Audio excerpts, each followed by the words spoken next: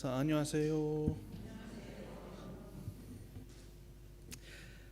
皆さん、パンドラの箱の話ご存知でしょうか？ 여러분들은 판도라의 상자 이야기를 아십니까? ギリシャ神話にはパンドラの箱という有名な話があります。 그리스 신화 가운데에는 판도라의 상자라는 굉장히 유명한 신화가 있습니다. パンドラという人が開けてはいけない箱を開けると、苦しみや病気、争いなどあらゆる災いが世界に飛び出しました。 판도라라는 자가 알면 안 되는 그 상자를 열었을 때에 괴로움, 병, 전쟁 그리고 많은 재난들이 세계에 뛰어들어왔습니다. その時慌てて閉めましたが、箱に残ったのは希望だけだったと言われています。 그래서 얼른 서둘러서 그 상자를 닫았습니다만 결국 그 상자 안에 남아 있었던 것은 희망뿐이었다라는 신화입니다. もちろんこれは神話ですが、人間が昔から問い続けてきたことを表しています。 물론 이야기는 신화죠. 사람이 지어낸 신화입니다만 이 이야기가 얘기하는 것은 사람이 옛날부터 계속해서 질문해 왔던 것들, 그런 것들을 표현하고 있지 않나 생각합니다. なぜ世界には争いがあり、人間関係が壊れ、人は互いに傷つけ合うのでしょうか？ 왜 이 세상 속에는 전쟁과 분쟁이 끝나지 않고 사람들의 관계는 계속해서 무너지고 사람은 왜 서로를 상처 주면서 사는 것일까요? 日本にもスサノオの乱暴な行いによってアマテラス狼が天の岩戸に隠れ、世界が暗闇に包まれたという話もあります。 일본 역사의 신화 가운데도 스사노의 이 굉장히 폭력적인 행동으로 인해서 아마테라스 오카미가 하늘의 바위문에 숨었고 세상 가운데는 세상이 암흑 가운데 둘러싸였다라는 이야기도 전해집니다. その文化が違っても、人はこの世界の悪や暗闇を説明しようとしてきました。 물론 나라마다 문화는 다르지만 사람은 이 세상의 악 그리고 어둠 이런 것들을 어떻게든 설명해 보려고 노력하는 것 같습니다. 昔からなぜこの世界はこんなに多くの問題があるのかと考えてきました。 옛날부터 사람들은 왜 이 세상에는 이렇게 많은 문제들이 쌓여 있는 것일까라는 것을 계속 고민해 왔죠.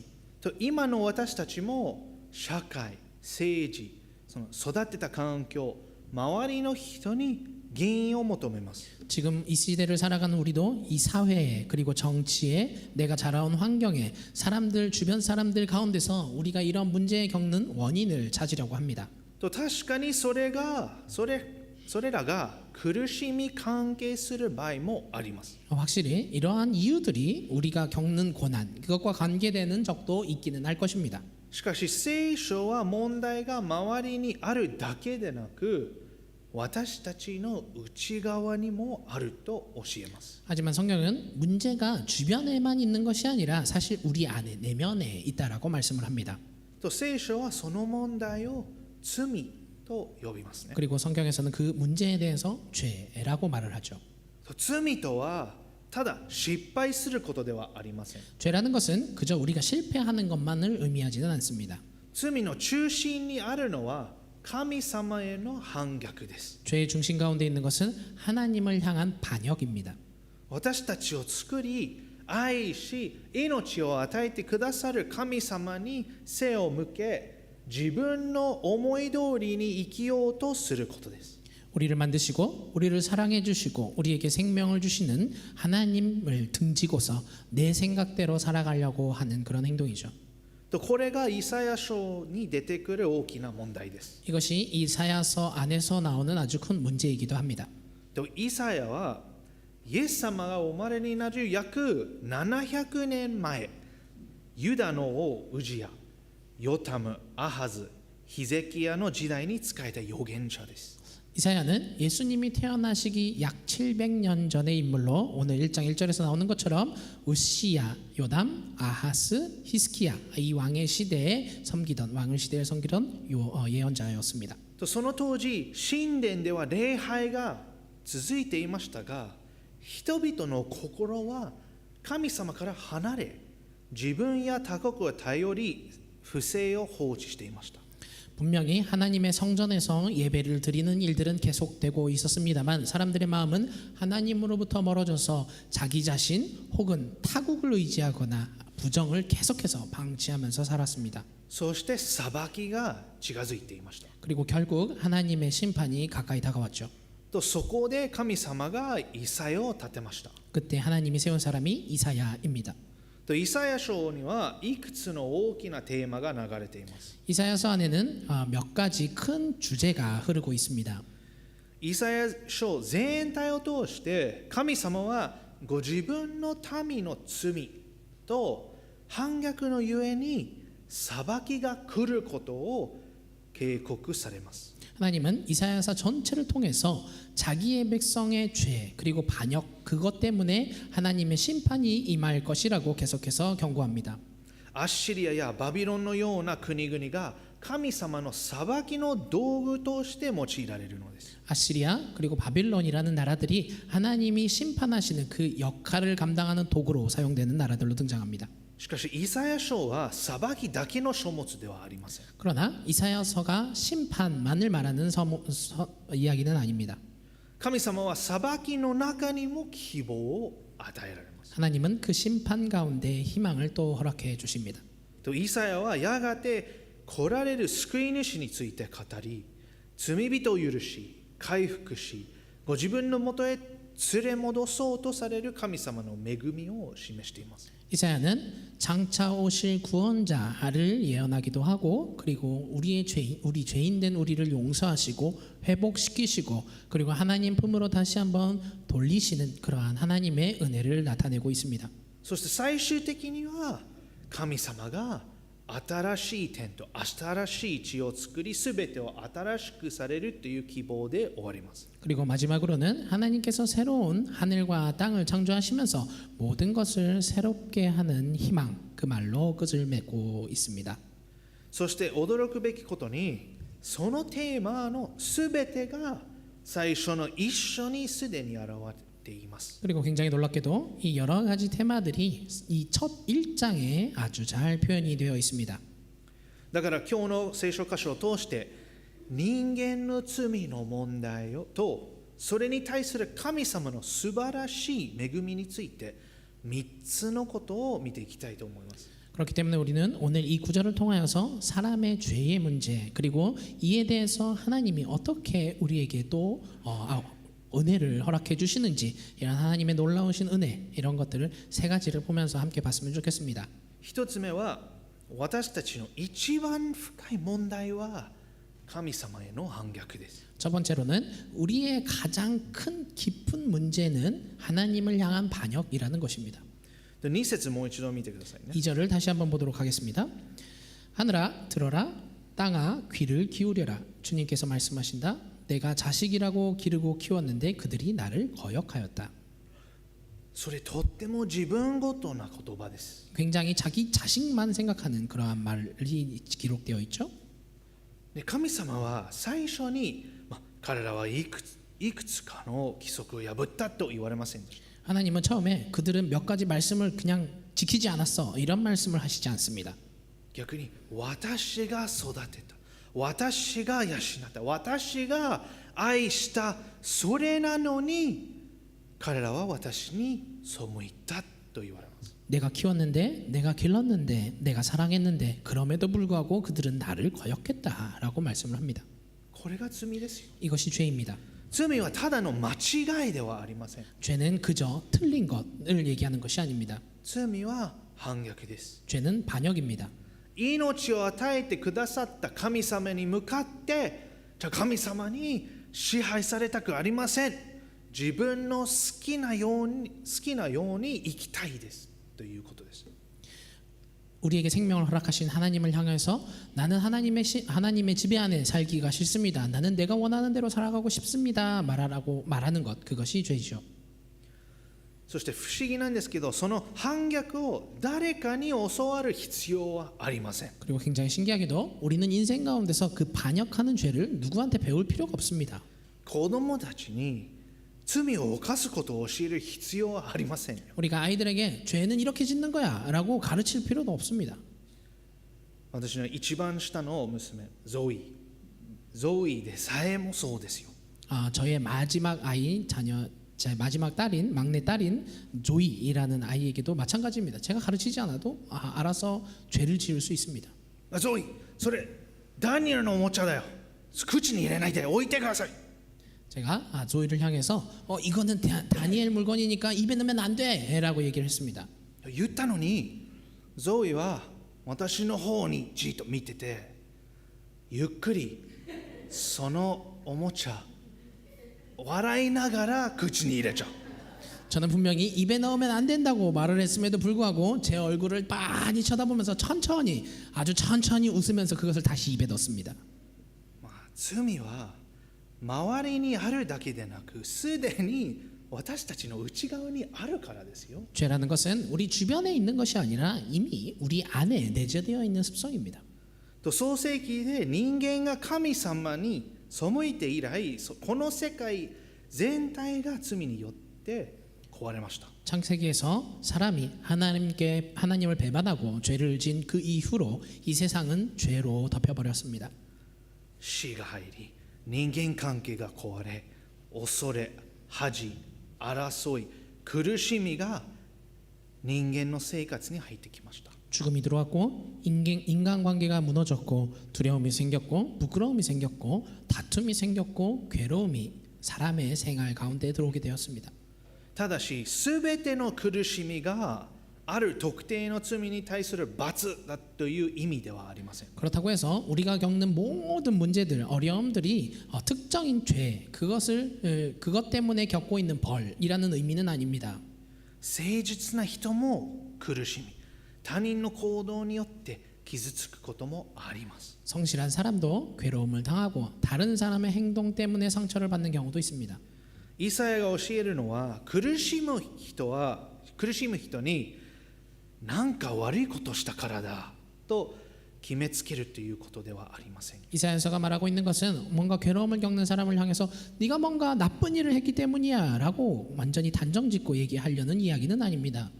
イサヤが教えているのは、私たち全員が人間の反逆によって壊れた世界に生きているということです。 이사야서가 말하는 것은 우리 모두가 사람의 반역으로 인해서 무너져버린 세계 가운데 살고 있다라는 것을 말하고 있죠.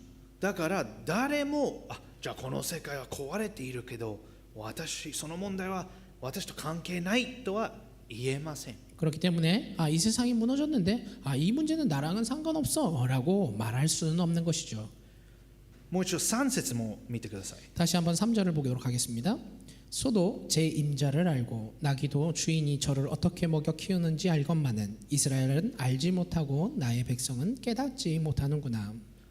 動物でさえ誰かが自分に食べ物を与えているか知っています。 동물이라 할지라도 누가 자기에게 먹을 것을 주는지 알고 있습니다. しかし神様の民は神様から与えられたものを楽しみながら与えてくださった神様を忘れていました。 그러나 하나님의 백성은 하나님이 주신 것을 즐기고 있음에도 불구하고 주셨던 하나님을 잊고 사는 것이죠. 私たちは違うでしょうか。 그러면 우리는 다를까요? 神様に計画を祝福してほしいと願いながらその計画を明け渡しているのでしょうか。 우리가 어떤 계획을 하고 하나님 내가 가진 계획에 축복을 해주십시오 라고 기도를 하면서 내가 가진 그 계획 나의 삶을 하나님께 넘겨드리고 있기는 합니까? 神様からのものが欲しい。でも神様ご自身を求めているでしょうか。 하나님이 주시는 것은 원하면서 하나님 자신을 원하는 삶을 살고 있습니까? その反逆する心はこんな感じ言いますね。 반역한다는 神様、祝福は欲しいです。でも人生を決めるのは私です。 반역하는 사람들의 마음은 이런 상태입니다. 하나님 나의 인생을 축복해 주기를 원합니다. 하지만 내 인생을 정하는 것은 나입니다 라고 말을 하고 싶어 하죠. 5節から8節ではユダは傷だらけの体のように描かれ、国土は荒れ、町々は焼かれています。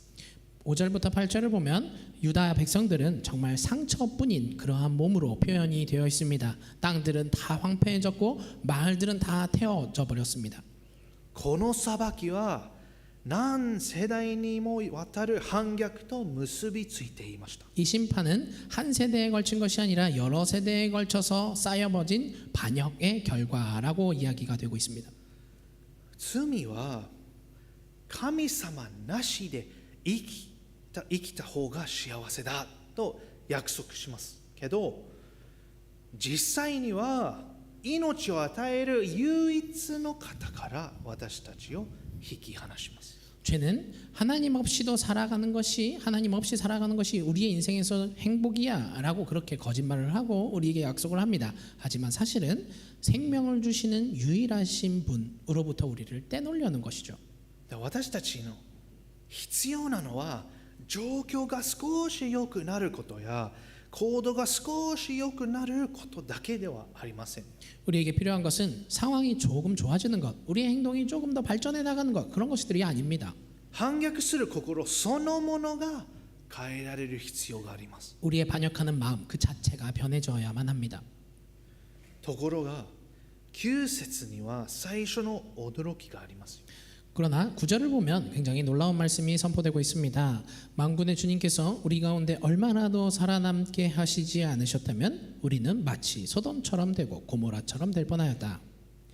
ユダは裁きを受けて当然でした。 유다 백성은 하나님의 심판을 받기에 당연히 합당한 그러한 죄인들이었습니다. それでも彼らは残されていました。 그럼에도 불구하고 그들은 조금 남아서 살아남게 되었습니다. なぜ？ 왜일까요? もう一度チャンスを受ける資格があったからではありません。 그들에게 다시 한번 살아갈 수 있는 찬스, 그것을 얻을 수 있는 자격이 있었기 때문은 아닙니다. 神様が憐れんでくださったからです。 하나님이 그들을 불쌍히 여겼기 때문이죠. 反逆と裁きが語られるこの箇所にもすでに恵みがありました。 반역 그리고 심판이 말씀되어지는 이 구절 가운데도 이미 하나님의 은혜가 선포되고 있습니다. しかし彼らはその憐れみによって神様に立ち返るのではなく、宗教的な行いによって反逆する心を隠そうとしました。 그럼에도 불구하고 그들은 하나님의 은혜로 말미암아 살아가는 자신들의 삶을 다시 한번 되돌려 회개하려고 하지 않고 종교적인 행위로 반역하는 마음을 감추려고 했습니다. それ2つ目のポイントとつながっています。 이것이 두 번째 포인트와 연결이 됩니다. 神様が求めておられるのは形だけの礼拝ではなく私たちの心です。 하나님께서 우리에게 원하시는 것, 그것은 우리의 형태만 남아있는 예배가 아니라 우리의 마음, 이것이 두 번째 포인트입니다. じゃあここに一つの質問を聞きます。 여러분께 한 가지 질문을 하도록 하겠습니다. 誰かが悪いことをしたと知ってすぐに裁いたことがある人を手を挙げてください。 누군가 뭔가 나쁜 행동을 했을 때 여러분들이 그걸 바로 깨달았을 때 그 사람에 대해서 막 왜 그랬어? 라고 지적을 해본 적이 있으시다면 한번 손을 들어보십시오. 信じられない。 어떻게 그럴 수가 있지? 少なくとも私はそんなことをしない。 나는 그런 거 안 하는데. あるいはクリスチャンだから私の方が正しいと思っている人は手を挙げてください。 나는 크리스천이니까 내가 더 올바르다라고 생각하시는 분 손을 한번 들어보시기 바랍니다. 私もそう思ったけど。 저도 그렇게 생각합니다. みんなそう思ったと思いますよ。 여러분 모두가 사실은 그렇게 생각한다라고 教 생각합니다. 会で嘘をつかないでくださいね。 교회에서 거짓말하시면 안 됩니다. みんなそう思ったかもしれないよ。 모두가 다 그렇게 생각하는 적이 있다고 생각합니다. 私たちは他の人の罪をよく見えます。 우리는 분명히 다른 사람의 죄는 잘 보입니다. しかし自分のことになると急に言い訳だけばっかり出しますよ。 하지만 그것이 내 이야기가 되었을 때는 정작 막 변명만 늘어놓게 되죠. いやあの人が私を怒らせたから、 저 사람이 나를 화나게 했으니까, 私が疲れたから、 나는 피곤하니까, 私はちょっと特別だから、 나는 상황이 좀 특별하니까. 他の人の罪は責めるのに自分の罪は正当化しますよ。 다른 사람의 잘못은 막 지적하고 뭐라고 하지만 자기가 잘못한 것은 정당화해 갑니다. とユダの人々も10節を聞いたとき同じように感じたかもしれません。 유다의 백성들도 10절의 말씀을 들었을 때 아마 비슷한 마음이었지 않나 생각합니다. 10節はソドムの首領たちよ、主の言葉を聞け。ゴモラの民よ、私たちの神の教えに耳を傾けよう。 10절을 보면 너희 소돔의 통치자들아 주님의 말씀을 들어라. 너희 고모라의 백성들아 우리 하나님의 법에 귀를 기울여라 라고 말을 합니다. 多分彼らはソドムとゴモラ、あの人たちは悪かった。私たちは神様の民で神殿もあります。礼拝してますと思ったでしょう。 그들은 분명 소돔과 고모라 나는 그 사람들과 달라. 그들은 나빴지. 하지만 우리는 하나님의 백성이고 우리는 성전에서 섬기고 있어 라고 생각했을 수도 있습니다. しかし神様は同じ反逆の心が彼らの中にもあることを明らかにされました。 하지만 하나님은 같은 반역하는 마음이 그들 안에도 여전히 있음을 명확히 하십니다. とさらに危険だったのは反逆を宗教で隠していたのですよ。 그리고 더 나빴던 것, 더 위험한 것은 그들의 반역을 종교적인 행위로 감추고 있었다라는 것이죠. 捧げ物をし、祭りを守り、祈りのために手を挙げ、外から見ると忠実に見えました。 분명히 번제를 드리고 제물을 드리고 제사도 지내고 손을 들면서 기도도 하고 있었고 그렇기 때문에 밖에서 봤을 때는 그들의 삶은 참 충실해 보였을 수도 있습니다. しかし神様はもう十分だと言われます。 하지만 하나님은 나는 필요가 없어 라고 말씀하십니다. 神様が礼拝についてこのように言われることを想像してください。 하나님이 나는 너의 예배가 필요 없어 라고 말하는 그 상황을 한번 상상해 보시기 바랍니다. 神様は、礼拝は神様が命じられたものでしたよ。 예배는 하나님이 명해서 드리는 것이죠. それでも彼らは心ではなく宗教的な行いだけを捧げ、それで日々の生き方を隠せると思っていたのです。 그럼에도 불구하고 그들은 마음으로는 마음이 아닌 종교적인 행위로만 그 하나님께 예배를 드리고 있었고 매일의 삶 속에서는 그 모든 자기의 연약함을 감출 수 있었다라고 착각했습니다. 彼らは神様の権威なしに祝福だけを求めました。 그들은 하나님의 권위를 인정하지 않고 축복만을 원했습니다. 悔い改めなしに許しを求めました。 회개는 하지 않고 용서만 바랬습니다. 明け渡すことなしに礼拝しようとしました。 자기의 인생을 주님께 내어드리지는 않고 그저 예배만 했습니다. 私たちはクリスチャンらしく見せることが上手になることがありますよ。 우리도 역시 크리스천처럼 보이는 것 그것이 참 잘 될 때가 있습니다. いつ立ち祈り何を言おうか分かっていてもそれだけで心が神様のもとだと言えません。 우리가 언제 그 자리에서 일어나고 기도하고 뭔가를 말해야 한다라는 걸 다 알고 있다 할지라도 그것으로는 우리가 하나님께 우리의 마음을 드리고 있다라고 표현할 수 없습니다. 日曜日には正しい言葉を語りながら月曜日からは自分の思い通りに生きることもできるのです。 우리는 주일날에는 좋은 말만 하고 하나님 말씀대로 막 잘 듣다가 월요일부터는 또 자기의 마음대로 살아가는 그러한 생활을 할 수도 있습니다. 15節の終わりで神様はこう言われます。 15절 마지막을 보면 하나님은 이렇게 말씀합니다. あなた方の手は血まみれだと言われます。 너희의 손에는 피가 가득하다라고 말합니다. それが彼らが祈る時に上げていた同じ手ですよ。 그것은 그들이 기도할 때에 들던 손과 같은 손입니다. 彼らの口は主よ私たちはあなたのものですと言われました。 그들의 입술로는 분명 주님, 저는 주님의 것입니다 라고 얘기했을 것입니다. しかしその生き方は主よ私はまだ自分自身のものですと言っていました。 하지만 살아갈 때는 주님, 나는 내 것입니다 라고 말했을 수도 있습니다. 神様は本当の礼拝を拒んでおられるのではありません。 하나님께서는 진짜 예배를 거부하시는 분은 아닙니다.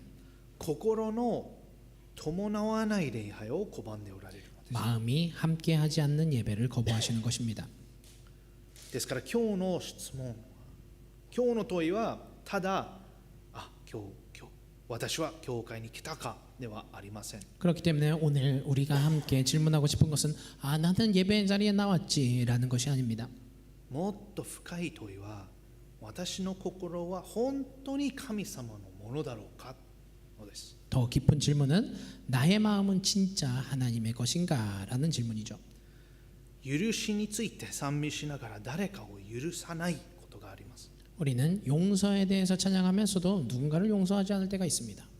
すでに自分のやりたいことを決めているのに、神様導いてください、この良い道を開いてくださいと祈ることもあります。 이미 자기의 마음으로는 하고 싶은 걸 다 정해놓고서는 하나님 인도해 주십시오, 하나님 좋은 길로 열어주십시오 라고 기도할 때가 있습니다.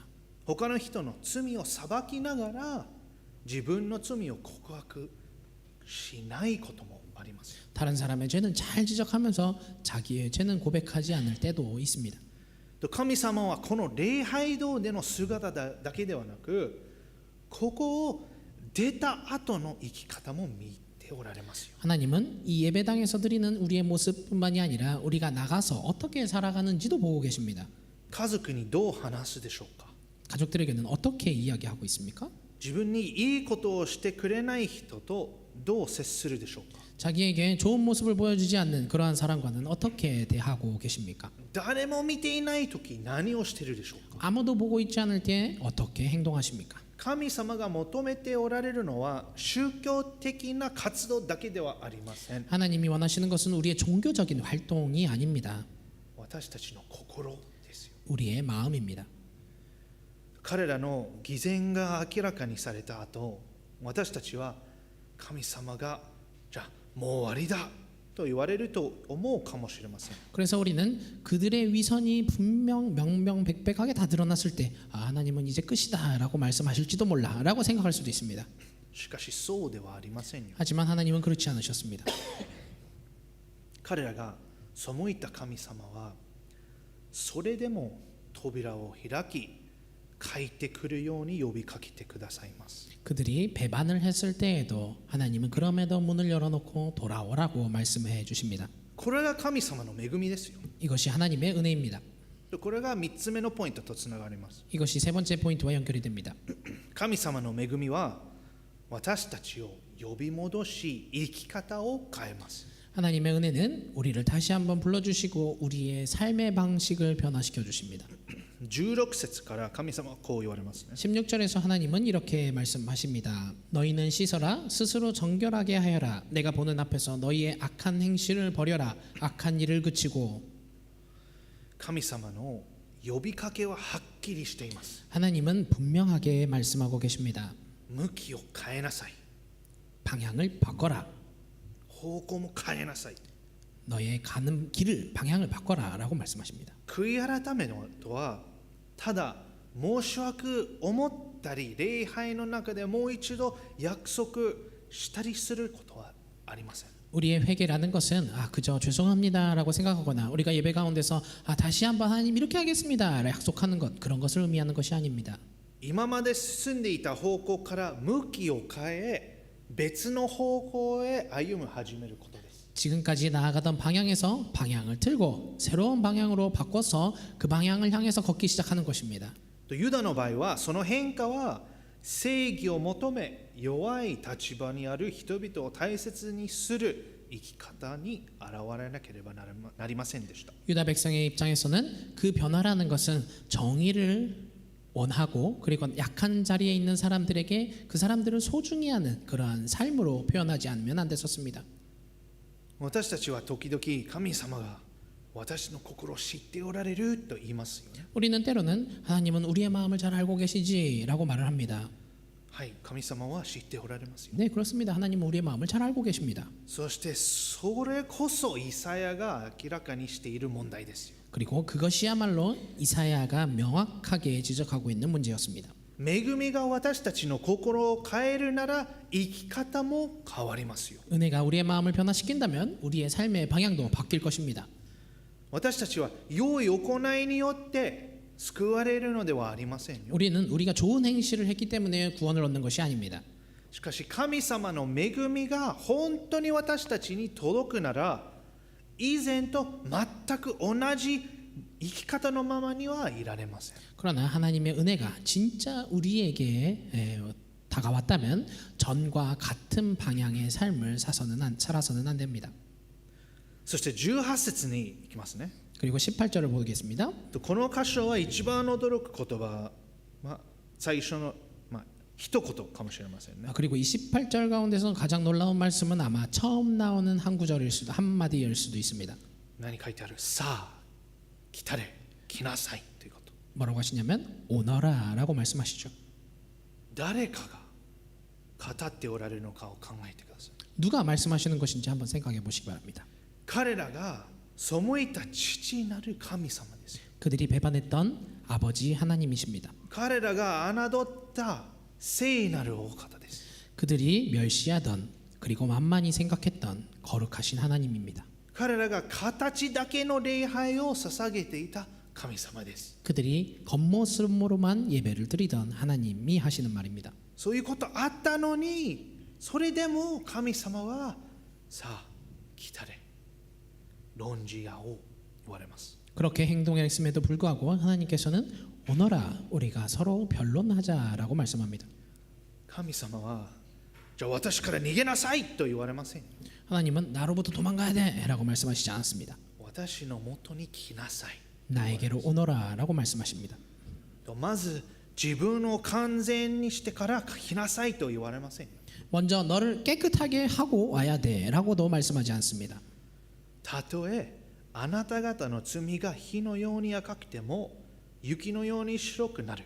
たとえ紅のように赤くても羊の毛のようになると言われています。 오히려 너희의 죄가 주홍빛과 같다 하여도 눈과 같이 희어질 것이며 진홍빛과 같이 붉어도 양털과 같이 희어질 것이다 라고 말씀합니다.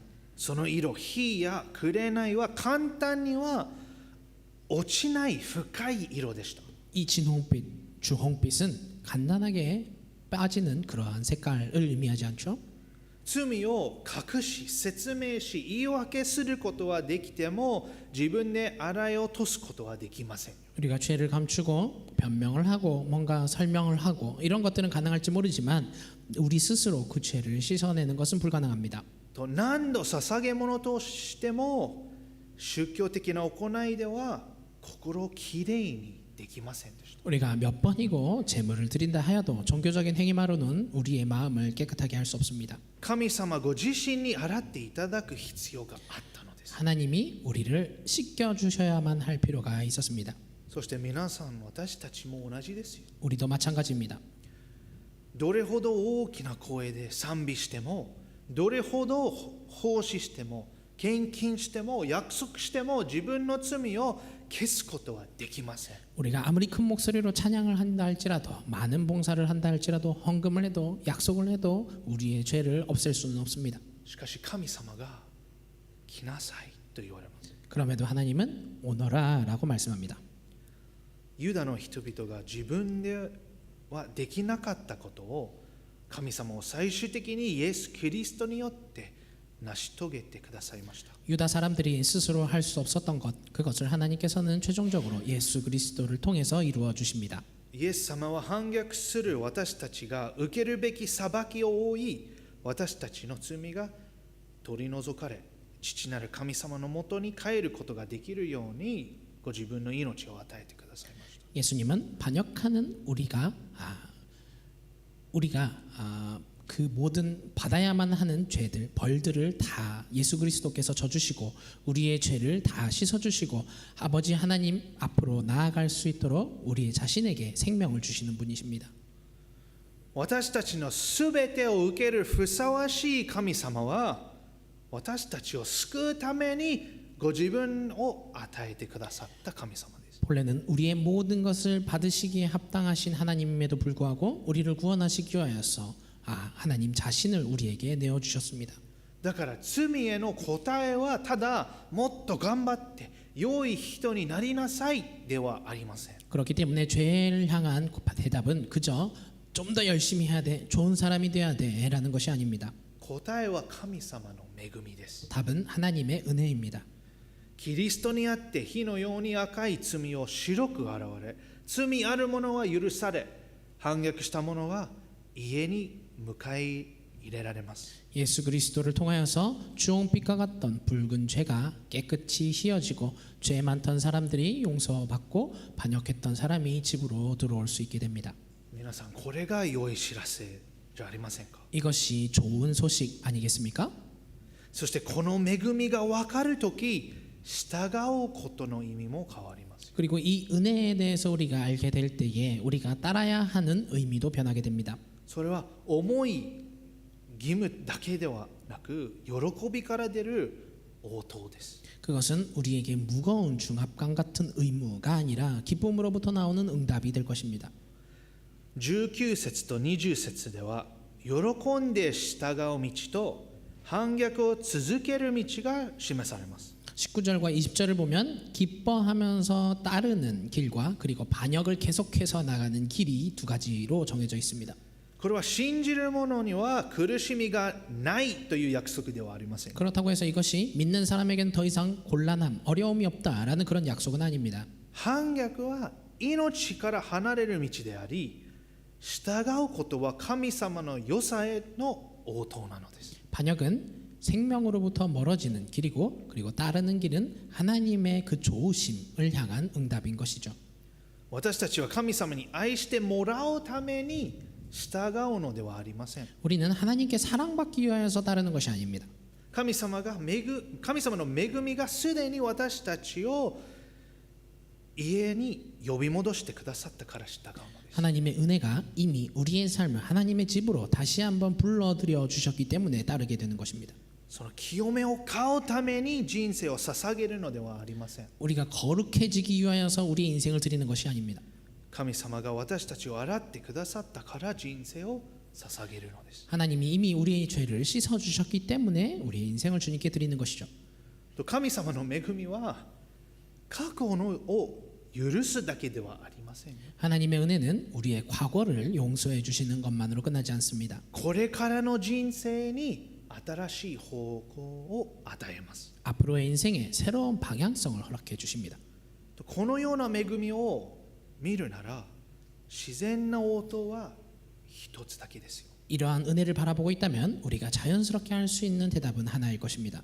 主よ、私の人生はあなたのものですよ。 주님, 나의 인생은 주님의 것입니다. 라는 응답이죠.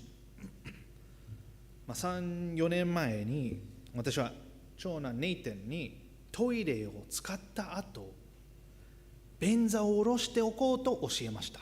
제가 3, 4년 전에 장남인 네이튼에게 화장실을 사용하면 그 변기 뚜껑을 이렇게 내려놓으라라고 말을 했었습니다.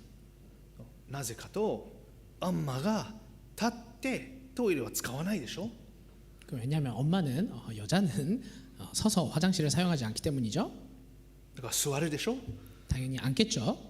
だからアンマが自分で下ろさなくても良いように、私たちが先に下ろしていいでしょ。 그렇기 때문에 네이튼 엄마가 이거를 다시 한번 내려서 사용하지 않도록 그냥 우리가 먼저 내려주면 되잖아라고 알려주었던 것이죠. これはアンマに使えるためですよ。 이것은 엄마를 위해서 섬기는 표현입니다. その大切なのは、便座そのものではありませんね。 여기서 중요한 것은 변기 뚜껑을 닫는 그 일이 아니죠. 愛するなら自分の便利さだけでなく相手の必要に気づき小さなことも使えるチャンスにすることを教えたいのです。 자기가 그냥 편리하게 살아가는 것 그것만을 원하는 것이 아니라 사랑한다면 상대편의 마음 그 필요함을 깨닫고 아주 작은 거라도 사랑하는 사람을 위해서 할 수 있는 어떤 찬스 그것을 설명하고 싶었던 것입니다. 愛はその最低限で何をすればよいですかとは聞き続けませんね。 사랑이라는 것은 우리가 최소한 어떻게 하면 되겠습니까? 라는 것을 묻지는 않습니다. 愛する人に使えるために私にあるものをどう使うことができますかと尋ねます。 사랑하는 사람을 위해서 섬기기 위해서 내게 있는 것 어떻게 사용하면 됩니까? 라고 묻게 됩니다. 皆さん、これがイサヤを通して私たちに求められている応答です。 이것이 이사야서를 통해서 우리에게 말씀하시는 응답입니다. クリスチャンであることは毎週教会に来ることだけではありません。 크리스천이라는 것은 그저 주일날 교회 오는 것 그것만을 의미하지 않습니다. 礼拝とか命の道とか牧場とか奉仕はどれも大切です。 우리에게 있어서 예배, 생명의 삶, 목장, 봉사 모든 것은 다 중요합니다. しかし全部していても心を神様に渡さずにいることができますよ。 그러나 이 모든 것들은 사실 우리의 마음을 하나님께 내어드리지 않고도 할 수 있는 일들입니다. それがまさにユダの問題でした。 이것이 정말 그대로 유다의 문제였습니다. 彼らは礼拝に出て捧げ物をし祈り宗教的に見えていました。 그들은 예배의 자리에 나와서 번제를 드리고 기도를 하고 종교적으로 잘 보였었습니다. しかし日常の生活は神様に明け渡されていませんでしたよ。 하지만 그들의 삶 속에서는 그들의 인생이 하나님께 내어드려지지는 않았었습니다.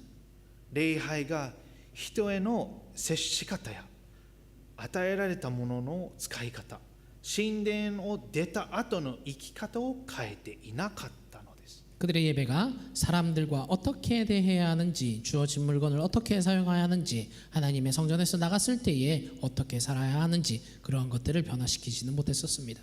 ですから今日はただもっと忠実に教会に来なければならないと思って帰らないでくださいね。 그렇기 때문에 오늘은 그냥 좀 더 충실하게 예배 자리에 나가야지 라는 것만 생각하고 돌아가시지 않았으면 좋겠습니다. ちょっともっと深い問いはこれです。 조금 더 깊이 있는 질문은 이런 것입니다. 私の人生の中にまだ神様に渡すことを拒んでいる部分があるだろうか。 내 인생 가운데 아직 하나님께 내어드리지 않았던 내가 그것을 거부하는 부분은 없었는지, 日曜日は神様に捧げていても月曜日から土曜日は自分のものかもしれません。 우리가 주일 하나님께 우리의 예배를 드린다 할지라도 월요일부터 토요일까지는 우리의 것일지도 모르겠습니다.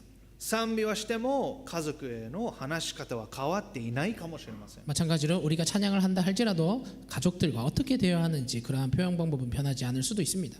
献金はしてもお金の使い方は任せていないかもしれません。 우리가 헌금을 드렸다 할지라도 우리가 어떻게 돈을 사용해야 하는지 그것들을 하나님께 내어드리지 않았을 수도 있습니다. 将来の祝福を祈りながら将来の形はすでに自分で決めているかもしれません。 미래의 축복을 하나님께 기도하면서도 우리의 미래가 어떻게 되기를 바라는지 그것을 자기 스스로 결정하고 있는지도 모르겠습니다. ある人間関係、習慣、夢、傷、あるいは人に見せない生活の一部についてこう言っているかもしれませんよ。 어떤 우리의 인간관계나 습관, 꿈, 우리가 받은 상처 혹은 사람들에게 보이지 않는 우리의 생활의 일부분에 대해서 우리는 어떻게 보면 이렇게 말하고 있는지도 모르겠습니다. 神様、他のものは全部お渡します。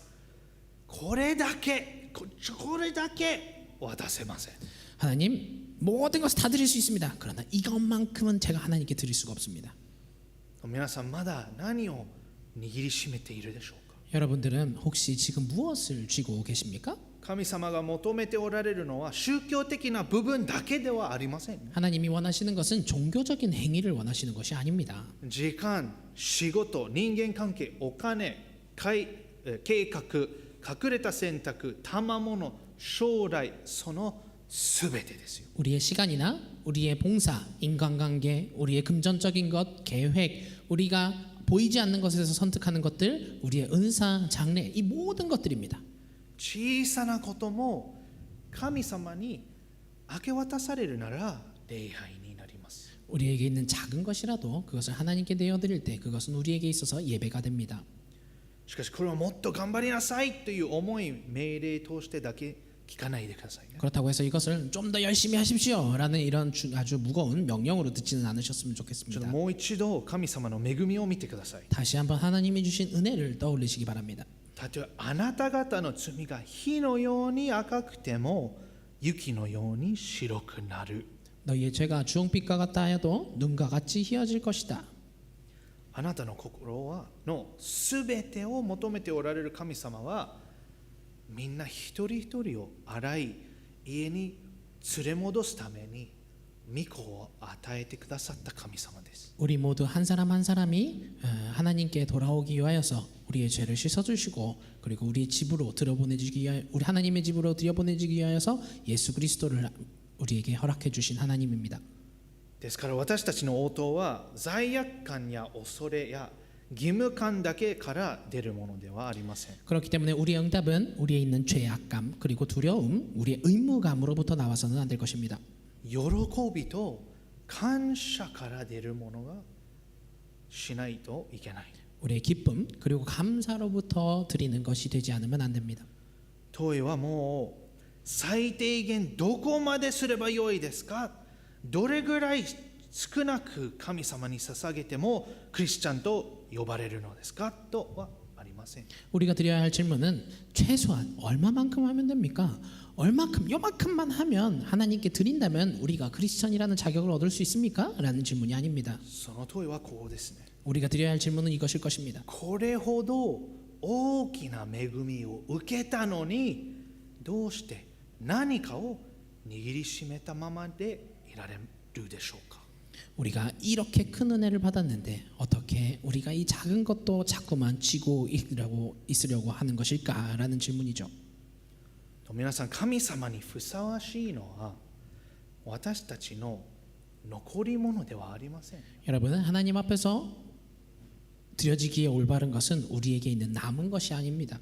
火のように赤い罪を雪のように白く洗ってくださった神様は私たちの心、私たちの人生、私たちのすべてを受けるにふさわしいお方です。 주홍빛과 같이 붉었던 우리의 죄를 눈과 같이 희게 씻어주셨던 하나님은 우리의 마음, 우리의 인생, 우리의 모든 것을 받으시기에 합당하신 분입니다. なのでこの1週間ですべてを神様に捧げましょう。 그렇기 때문에 앞으로의 한 주간의 삶을 모든 것에 있어서 하나님께 드릴 수 있기를 원합니다. お祈りしましょう。 기도하겠습니다. 愛する天の父なる神様、皆を賛美いたします。 사랑하는 하나님, 주님의 이름을 찬양합니다. 私たちは神様の恵みを求めながらも自分の人生は自分で支配したいと思ってしまうものです。 우리는 하나님의 은혜를 원하면서도 우리의 인생 자체는 우리 스스로가 지배하고 싶다라고 생각하는 자입니다. 礼拝法を捧げながらも心の一部を握りしめ神様に明け渡さないことがあります。 예배를 드리면서도 우리 마음속에서는 내가 쥐고 있는 것을 주님께 드리지 못하는 때가 있습니다. どうか私たちを許してください。 부디 우리를 용서해 주시길 원합니다. しかし神様は私たちの罪が火のように赤くても雪のように白くしてくださるという約束があります。 그럼에도 하나님께서는 우리의 죄가 주홍빛과 같다 할지라도 눈과 같이 희게 해주신다는 그러한 약속을 받았습니다. 私たちを見捨てるのではなく 우리를 버리시는 것이 아니라 私のもとに来なさいと呼びかけイエス様によって許しと救いを与えてくださったことを感謝します。 나에게로 오너라라고 말씀하시고 이를 위하여서 예수 그리스도를 우리에게 내어주신 그 은혜를 다시 한번 기억합니다. 私たちの心も時間も家族も仕事もお金も計画も将来もすべてを神様に明け渡すことができるように助けてください。 우리의 몸도 마음도 우리가 계획하는 것들도 우리가 쓰는 모든 시간들도 모든 것들도 다 주님께 내어드릴 수 있도록 우리를 인도해 주시기 원합니다. 恐れや義務感からではなくこれほど大きな恵みを受けた喜びと感謝を持って私たちのすべてを神様に捧げるすることができますように助けてください。 두려움이나 의무감으로 주님께 드리는 것이 아니라 내가 이만큼 은혜를 받았으니 감사함으로 주님께 드려야겠다라는 마음이 그런 마음으로 섬길 수 있도록 우리를 인도하여 주옵소서. 感謝します。 감사드립니다. すべてに御手に委ねてイエス・キリストの皆によってお祈りします。 모든 것을 주님께 손에 맡겨드리며 살아계신 예수 그리스도의 이름으로 기도드렸습니다. 아멘.